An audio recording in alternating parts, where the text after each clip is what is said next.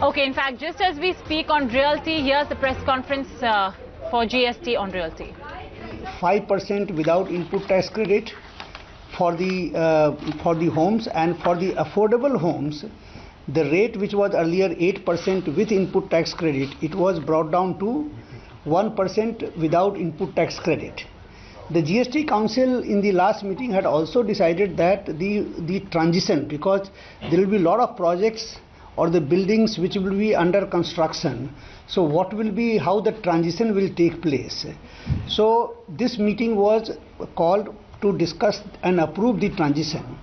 and what the GST Council has approved today is that the projects or the residential buildings which are incomplete as on 31st March 2019,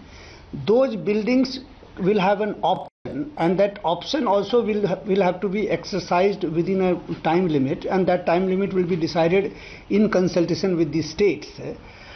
So those buildings will have an option either to choose the old rate, that is 12% or 8% with input tax credit, or the new rate, that is the 5% without input tax credit or 1% without input tax credit. So that option will be given for the existing the buildings which are not complete. So those buildings can there the developers will be given option for either go for the new scheme or the old scheme. But all the new buildings which get started after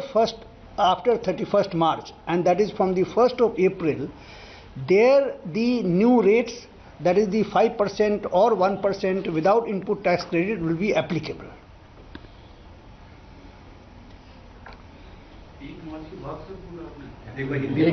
हाँ, तो ये GST council के जो 33वां meeting हुई थी पिछले महीने, तो उस मीटिंग में ये निर्णय लिया गया था कि रियल एस्टेट के जो रेसिडेंशियल प्रोजेक्ट्स हैं उसके अब नया रेट स्ट्रक्चर लागू होगा कि जो पहले 12% और 8% विथ इनपुट टैक्स क्रेडिट था, उसको पिछले GST काउंसिल में ये निर्णय लिया गया कि अब जो नया रेट स्ट्रक्चर होगा 5% और जो अफोर्डेबल होम्स हैं उसके लिए 1% विदाउट इनपुट टैक्स क्रेडिट, ऐसा निर्णय लिया गया था। ये भी निर्णय लिया गया था कि इसका ट्रांजिशन कैसे किया जाए। तो ट्रांजिशन का मतलब कि जो एग्जिस्टिंग प्रोजेक्ट्स हैं उस पर हम कैसे उसको हम आगे बढ़ाएंगे। तो इसके बारे में आज GST काउंसिल की जो मीटिंग हुई, उस मीटिंग में ये निर्णय लिया गया कि जो भी प्रोजेक्ट 31 मार्च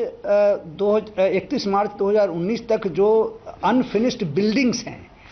उनको ऑप्शन दिया जाएगा कि वो न्यू स्कीम में जाएं या जो पुराना जो रेट स्ट्रक्चर है 12% और 5% उस पे जाएं, और या नए पे आ जाएं। जहाँ तक कि नए प्रोजेक्ट का सवाल है, जो भी प्रोजेक्ट 1 अप्रैल 2019 के बाद जो चालू होगा, प्रोजेक्ट का मतलब कि प्रोजेक्ट का जो डिफिनीशन आज जो तय किया गया है वो बिल्डिंग वाइज है। तो जो भी बिल्डिंग 1 अप्रैल 2019 के बाद जिस पे काम चालू होगा, उस पे नया स्कीम्स का जो दर है 5% और 1% वो लागू होगा,